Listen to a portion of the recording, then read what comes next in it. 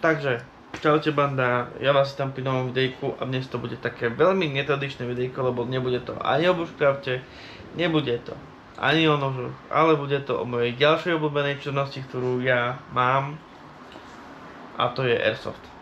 Ja osobne hrám Airsoft už niekoľko rokov, ale tým, že som pracujúci a bol som aj v zahraničí a tak ďalej, a venujem sa aj nožom, tak nechodím už tak intenzívne na akcie, ako som chodieval kedysi.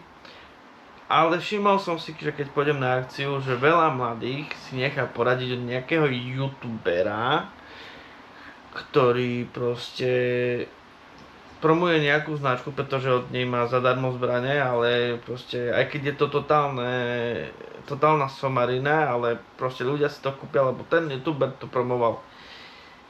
Začnem asi takto. Presne tomu by som neveril. Lebo všetky veci, ktoré sa nepredávajú alebo nie sú dobré, potrebujú reklamu. To, čo je dobré, si robí reklamu samé. Ja ti poviem tak.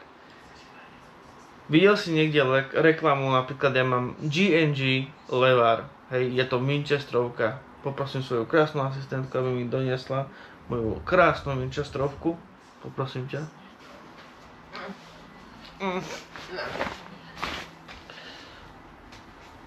A poprosím svoju krásnu asistentku, že mi ma natočila z diaľky, lebo tá zbraň je moc dlhá. No to pošlem. No. Moja zbraň vyzerá takto. Hej. Ako si to nazvala? Smurf. Smurf. Hej. Toto je môj smurf.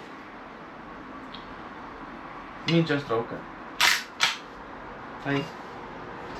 Tu nabiješ a tu strelíš. Nemám okuliare, nebudem to skúšať. Hej. A také niečo. Ďakujem. A To kvôli tomu?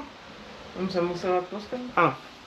A len ju tam, zatiaľ ju tam polož. Napríklad túto zbraň, ďakujem svojej krásnej asistentke, a napríklad túto zbraň som nevidel u nikoho, že by propagoval. A pritom je to super zbraň. Áno, stojí nejaký ten peniaz. Nová stojí cez 400 €. Ja som ju kupoval v zlave za 360. Dal som do nej ešte asi 200 €. Hej. A hej, pozri, máš zbraň na green gas a keď chceš, vymeníš si ako ja dole štuplik a máš HPAčko. Krásna zbraň, úžasná. Strelal som z neho, bol som na vianočnej akcii, nie, veľkonočnej akcii, kde bolo veľkonočná akcia Jabloňové. Kamo, zahral som si s tým, skvele som si s tým zahral. Je krásna, presná, vyzerá aj dobre, keď niekto povie, že na fotke vyzerá dobre. Hej, a je to taký ten šialený štýl, ktorý mne sa páči. Áno, je to snajperka, už. A ako snajper by som mal byť neviditeľný, ale aj na ňu už mám vytunené nejaké veci, že to len nahodím na ňu a už není vidno ten šialený vzhľad. Ale väčšinou hrávam takto. A poviem ti, prečo nikto nepropaguje. Alebo napríklad túto zbraň. Toto je Striker, prosím pekne. Amoeba Striker 2. Prečo toto nikto nepropaguje? Pozri sa. Iba toľko. Chápeš? Iba toľko nabíjaš a vybavené. Máš to nabité a strelíš. Chápeš? Áno, ja viem, nemám okuliare, môže sa bašo stať, ale kamo, ja to mám na HPAčko. Snajperka na HPAčko. 200 € stála snajperka, 200 € stál kit na HPAčko. A mám presnú zbraň, peknú zbraň, dobrú zbraň a vybavené. Prečo to niekto nepropaguje? Prečo nepropaguje takúto zbraň? Ale propaguje napríklad značky ako sú Delta Armory. A pritom na ihrisku počúvam na Deltu iba samé pindy, keď to mám tak povedať. Že tam sa mi odpalila procesorová jednotka, zhorelo mi to, už som to bol reklamovať, už mi dali inú. Tak prečo to nepropaguje? Lebo sa to nepredáva. Pretože to má vysokú reklamovanosť. Keby to bolo v Alze, hej, tak to máš napísané, normálne máš napísané, že vysoká reklamovanosť, či ako, dobre hovorím, hej. Moja krásna asistentka hovorí, že dobre hovorím.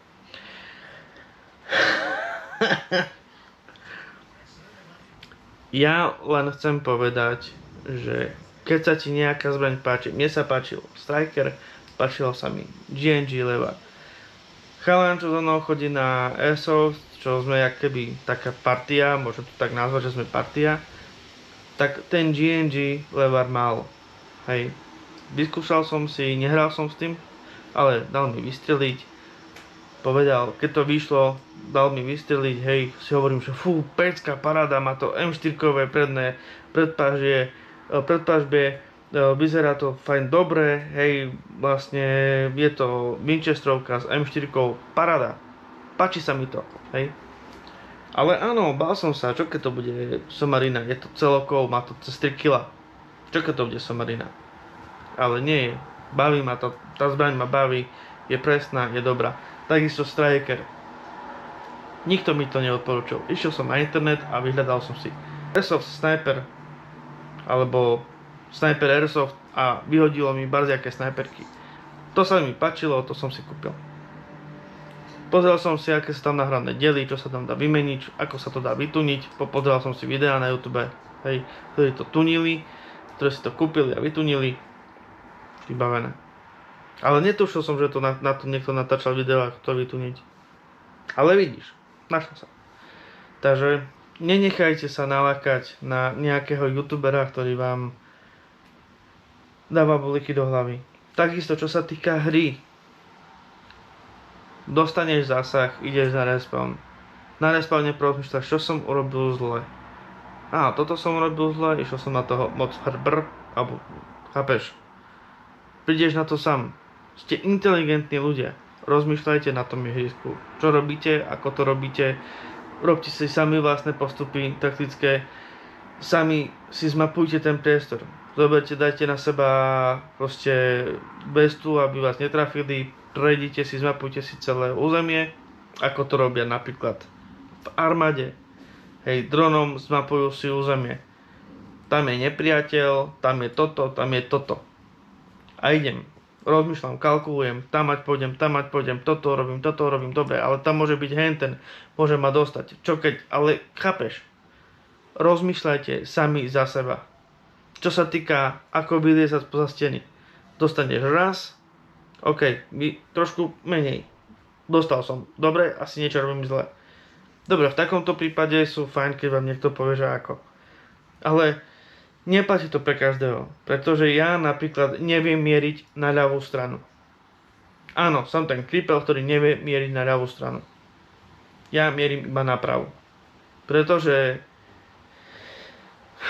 toto oko mám prispôsobené skôr na to, že prižmurím, strieľam, chápeš, zo snajperky.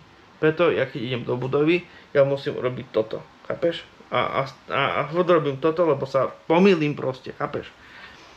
Takže už to robím tak, že mám svoj vlastný systém a to keď chcete, tak vám poviem v inom videu, ale proste mám na to vlastný systém a ja si myslím, že ten systém funguje, pretože zatiaľ proste je ma minimálne vidno. Je ma vidno, ale minimálne. Takže mal som prepalenú kameru, bola tu hot, horúca, tak som ju dal do chladničky. Hej, kámo, ver tomu, že do chladničky, lebo rýchlo sa schladila. A zabudol som, čo som rozprával ďalej, takže iba to zhrniem dohromady. Proste, keď si chceš kúpiť zbraň, kúp si takú, ako sa ti páči. Čo sa týka taktických postupov, nauč sa to na vlastnej koži. Hej, pozri, áno, tí vojaci majú nejaký výcvik, ale my nie sme reálni vojaci. Hej, je to hobby, je to šport. Takže tam platia iné pravidlá ako pri vojne. Pri vojne patria iné pravidlá. Tam ťa musia vycvičiť, aby si proste bol pripravený aj na také situácie a tak ďalej. Ale tu si nedávaj od nikoho radiť, pretože keď to niekomu vyhovuje, tak to nemusí vyhovovať druhému. Hej. Takže to by bolo do mňa všetko.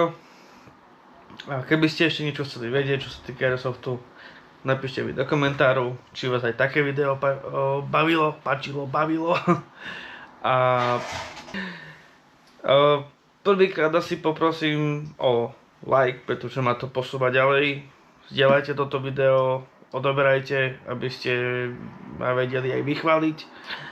A ja budem rád za každú podporu. To bude všetko. Čaute, banda.